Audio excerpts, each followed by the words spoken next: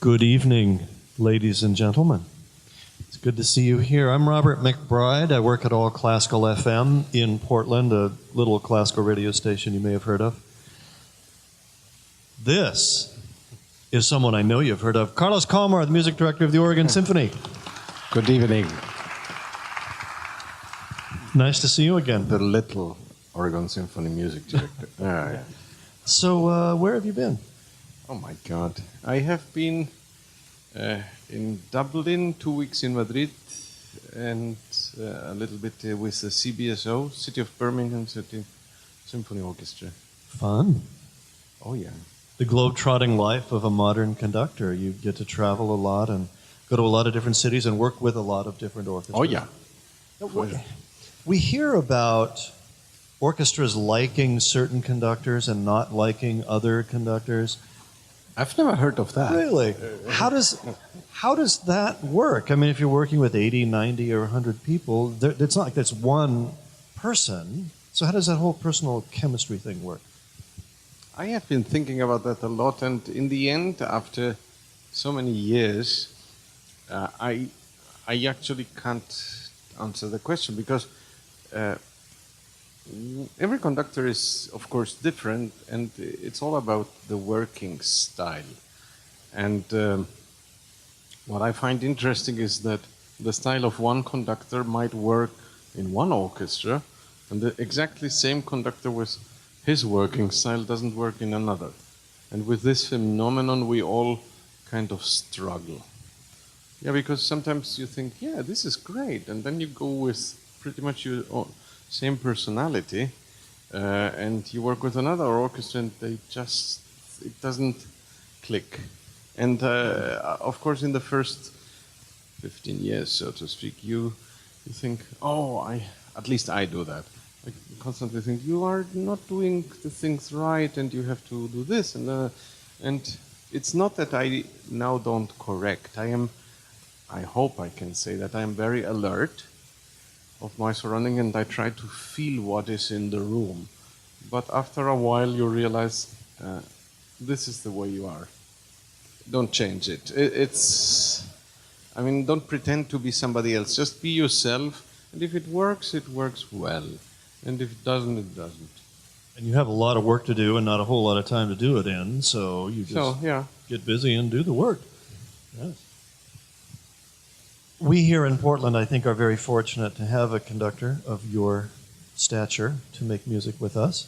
And I know you don't like it when I say things like that to you in this context, which is part of why I do it.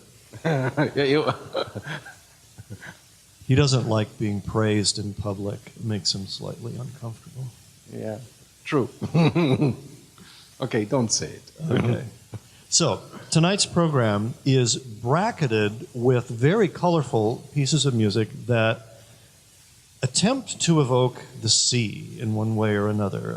A Finnish ocean at the beginning with a piece by Sibelius inspired by a Greek myth having to do with nymphs in the water. I love that word, nymphs. We have a very flashy, passionate, dance-like Armenian violin concerto, which hasn't been played by the Oregon Symphony for a long time. And the first piece by Sibelius has never been played by the Oregon Symphony. That's a premiere. A minor key symphony by Haydn, one of his favorite composers. It's not played very often. And did I leave anything out? No, La Mer, the other big ocean piece by Debussy at the end of the program. So we start at the beginning with Sibelius. This piece isn't done very often. How many times have you conducted it? Oh, never. Never. So this is the first for you, too. This is my first time. Not even at rehearsal. He has never even seen the score until tonight. We are doing this just like this. No, it's one of the discovery things that I adore to do. And of course, when you have let's say, the centerpiece of a program, when you have La Mer, you kind of want to put something in the program that has at least something to do with the sea. And Ocean Nights by Jean Sibelius was a very, very good idea. And we all discovered, I would dare to say, a piece that it grows on you. Because the first impression of the piece is it's very in a way, powerful and very dark. This is a very Nordic piece. So if you have ever been in Finland, which is a great country, and of course they have a lot of water, both on the borders as well as inland, is the land of the 100,000 seas. Finland is a very vast country and not many people live there, and it's very mildly undulated, and there are trees and lakes and trees and lakes, and that's it. So you think about this vastness, and that is the picture in a way that Sibelius had in mind. Now, in Sibelius' music, pretty much, he was very attracted to the idea of writing symphonic poems. So he did write a great deal of them, aside from his symphonies and violin concerto and what have you. But symphonic poems. But pretty much every symphonic poem has something to do with the Finnish national poem, which is the Kalevala, with the exception of this.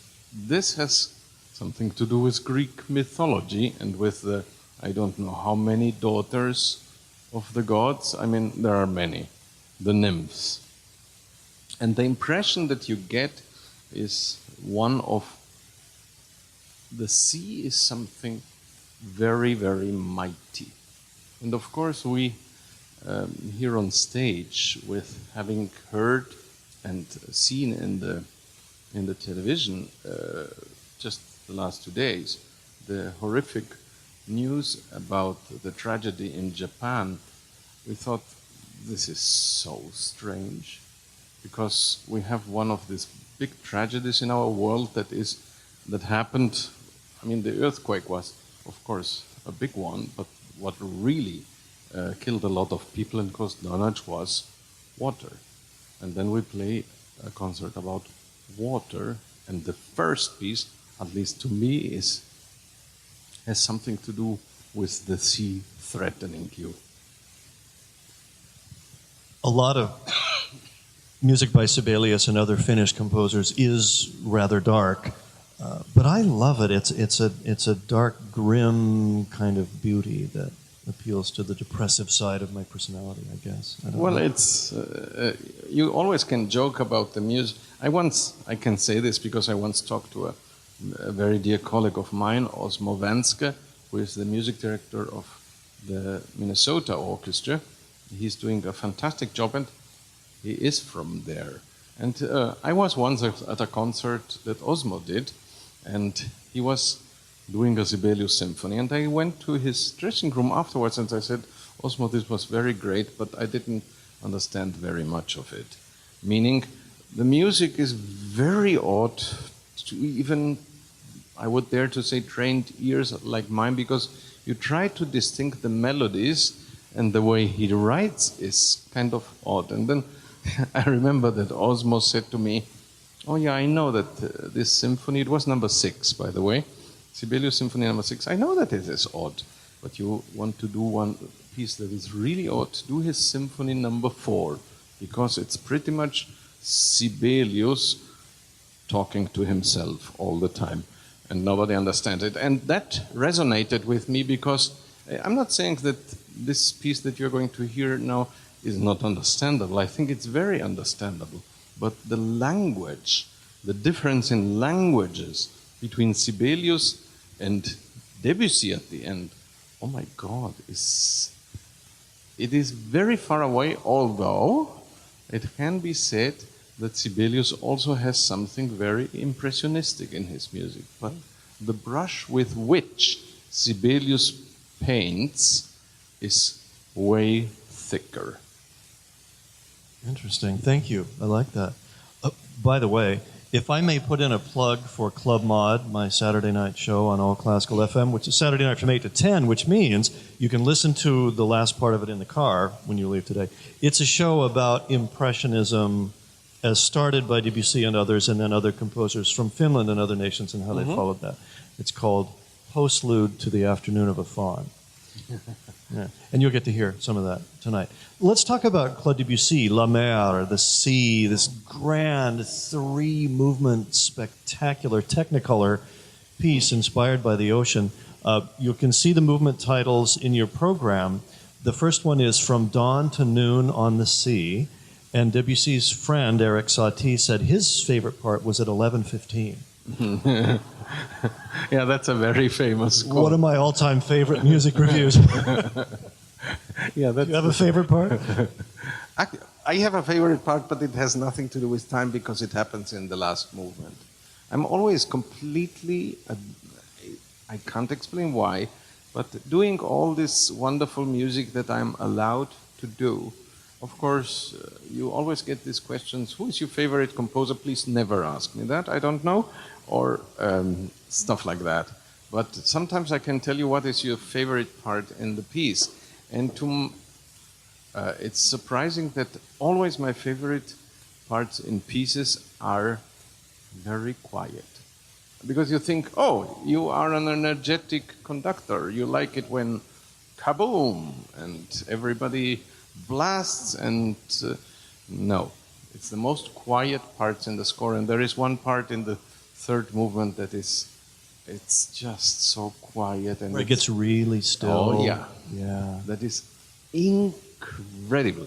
But people have said that Debussy's La Mer actually is a symphony, which it is not. It's a symphonic poem, but let's call it a symphony, and people have said that this is the greatest French symphony ever written, which I'm not going to argue about that because there are not so many French symphonies anyway. But in terms of, because I used the term with Sibelius, big brush, this is a small brush he paints with. And I would say the best example to understand how this very small brush works is the second movement, the play of the waves, because there are so little details, so little, you see water and you see little waves. It's not a grand wave, like maybe in the last movement where it gets a little bit stormy. But I always compare this to, if you look at impressionistic paintings, you see actually exactly the same like Debussy wanted to express. The fascination is that exists that the parents of Debussy actually at one moment in their life when Debussy was very little thought he should be a sailor.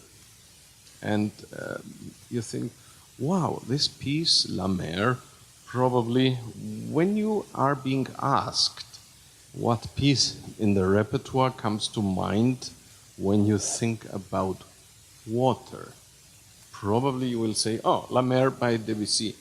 Yeah, well, Debussy wrote it and he was in the mountains at that time. He was not staying somewhere at the sea, but it's a great piece of music and it's spectacular and it gets so big at the end. Both the Sibelius and the Debussy use two harps, right? Oh, yeah. Yeah, it's just a lovely sound, and it's kind of fun to watch, too.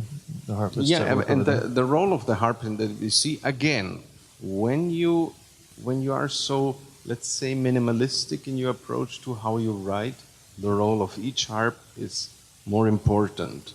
I'm not saying that the Sibelius can be played with only one harp, but it gets washed away a little bit sometimes. You need two harps just to create a certain amount of sound against the orchestra, whereas in the Debussy, it's little detail work that happens there, and that makes the big difference.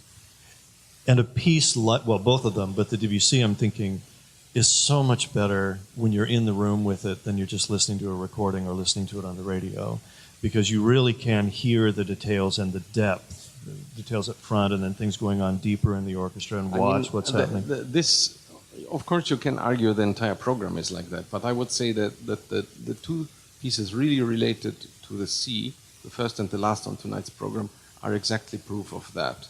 you can have fantastic recordings of La Mer and, by the way, of the Sibelius too. But it doesn't do the trick.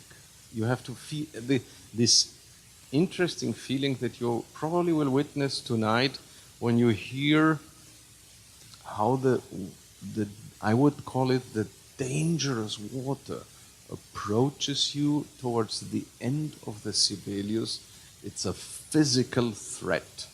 I don't know why, because I grew up, when I was a kid, I grew up in Montevideo in Uruguay, and okay, it's not by the sea, it's by the river, but it's a very strange river, because it's the Rio de la Plata, where I grew up. It's the widest river that exists on this planet. It's not very long, but it's incredibly wide. And when you are in Montevideo and you look out the river, you cannot see, and not by a very long shot, the other side of the river. Because the other side of the river is only 55, 60 miles away. It's little. So the river is curved with the curvature of the earth. Wow, yeah, that's cool. Yeah, and I mean, you travel barely an hour east of Montevideo and you are at the ocean. So I know that, and I mean, I can swim very well, but I always felt, in a way, threatened by the grandness of water. For me, big waters are always a proof that, as we see in the last 2 days, that nature, the force of nature, as great as we humans are and as powerful as we are, force of nature, you can't beat it. And I think that is being displayed in the Sibelius and even in the BBC. The second piece is the violin concerto by the Armenian composer Aram Khachaturian, who's particularly famous for that saber dance, which is in one of his ballets. This piece hasn't been played by the Oregon Symphony for a good long time. 3-movement violin concerto, which is typical for violin concerto. The first and third movements are very active, lively, infused with Armenian dance rhythms. And then the second movement in between is very beautiful, long melodies. And a young violinist from Riga, Latvia, named Baiba Skride, who has performed here before. What did she play last time she was in town? She played Tchaikovsky. Tchaikovsky. So, was it her choice to play the Khachaturian for this gig, or was that yours? You remember? I would say it's both of us, because, I mean, when Baiba was here playing Tchaikovsky, we all adored her. And immediately we started thinking, okay, in 2, maybe at the most in 3 years, you have to come back. And here she is. And amongst her suggestions, because I always ask, what can you offer? And she said, amongst others, I can offer Khachaturian. And I said, okay, we have already a deal. The Khachaturian, today in the rehearsal, this was kind of a funny moment. We play through this first movement, and then Baiba and I look at each other and say, this is so Russian. Russian in the sense of communist Russia. This is kind of meaningless probably for you, but if you think ahead, and if you have bought already, which I very strongly recommend to you, season tickets for next season, I don't lobby, no. There is Shostakovich violin concerto when Joshua Bell comes. And you have Shostakovich and Khachaturian who knew each other.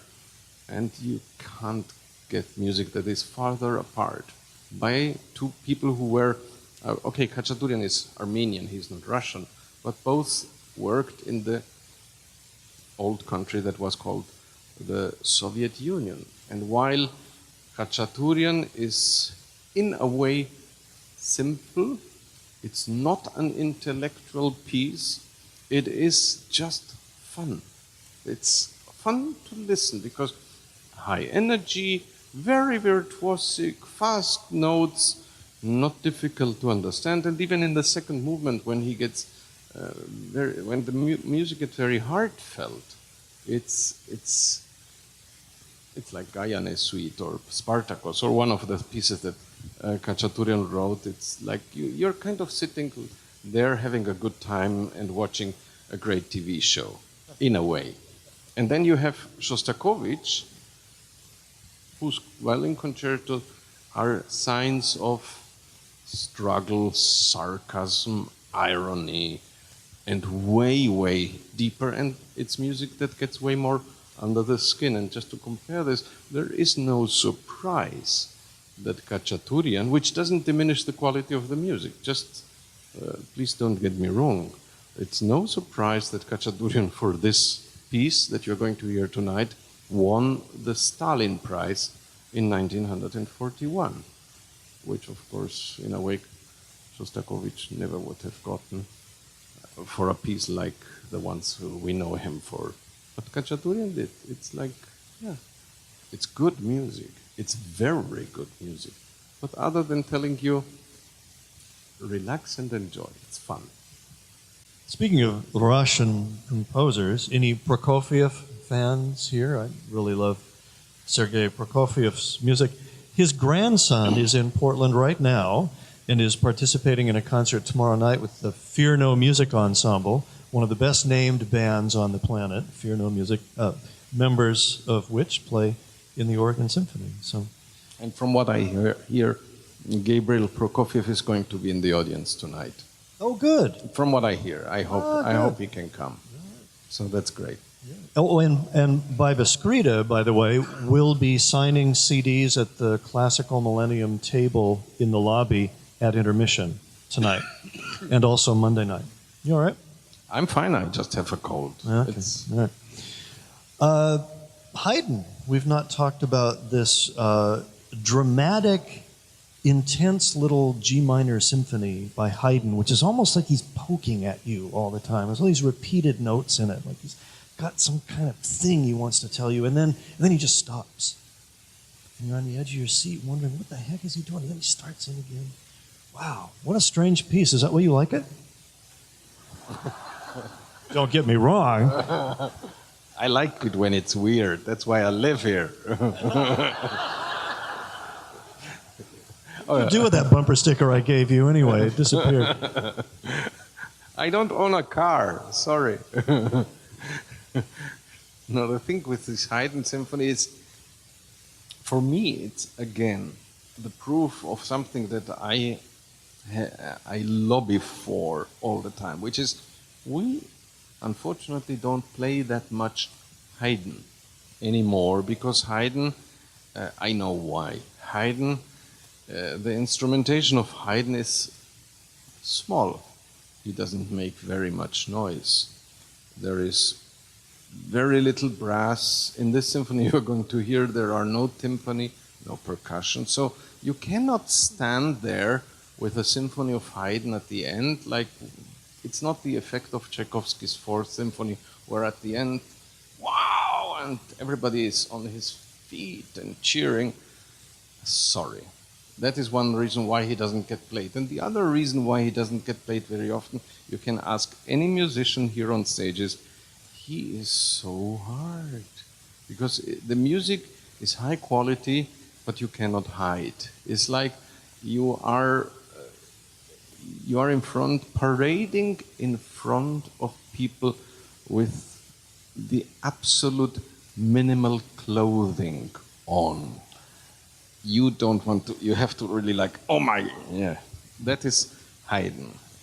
It's not that the music is unforgiving, but it has to be absolutely spotless. And on top of that, as an interpreter, you have to know what to do with it, because he doesn't help you that much. The music is high quality, that's it. And then you pick any symphony by Haydn, and it's great music. We picked this symphony just because it was there. I actually there is no other explanation. I like to conduct Haydn, and for one reason or the other, I like to conduct symphonies that have not a name attached. because the name symphonies by Haydn are more famous because they have a name. But I mean, everybody's going to remember Surprise, Drum Roll, The Hen, or whatever the names are. But you say, oh, it was 39. Do you know how many of Haydn's 104 symphonies you've conducted? I have no idea. I would guess between 25 and 30. Which is more than most conductors Oh yeah, would do. I am very aware of that. And this little piece that you're going to hear, it's a little piece. But it's so stunning. And okay, I tell you that some of it is an interpretation, meaning what we do with the music. The third movement is a classic minuet, meaning a minuet, a trio, then the minuet comes again. Just watch out for the minuet. For me, in this symphony, is very, in a way, melancholic. It's a little on the slower side of the minuet technique, and it's not one where, yes, you dance, but you dance with, it's very earnest in a way. You feel very formal and mellow. And then comes the trio, and you go in exactly the opposite direction. The trio is more rustic, more funny. And speaking of, we all know that Haydn, one of the reasons why we praise him so much is because he is funny. But I always say he's funny, but it's very intelligent fun. So this thing that you described, it's very odd. He starts the symphony at quite a substantial speed, but it's not loud, and then he just stops in the middle of a phrase. And you think like, end? And then you have another phrase that stops again in the middle, and you think like, so? And then he does it. And what he does with just the art of pausing in music is stunning. And the little detail, by the way, is that the last movement, we are talking here about a fairly young symphony of Haydn. And this Haydn symphony belongs to the Sturm und Drang. How do we translate that? Storm and stress. Storm and stress period of the classical music. And that is being shown in the last movement, and the last movement has something distantly to do with the forces of water. You hear this for an orchestra this small, that you hear power and you hear cascades of water. So, and that, in a way, it fits the entire program very, very well, and it's just, well, what else can I say about Haydn? Greatest music on earth, aside from all the others. It's a concert with great variety. I think you're really going to enjoy it. And thank you for coming to the chat tonight. I think we're very fortunate to have a music director who likes to talk about the music so much and share his knowledge. Cough so much. Sorry for that, but. And the Saturday night pre-concert chats are videotaped. Our man Bill is at the camera there, and you can find those at allclassical.org. You can tell your friends who were not so wise as you to be here tonight that they can check that out on the internet. Thank you, Carlos. Have a great concert and get well. Thank you. Robert McBride. Carlos Kalmar.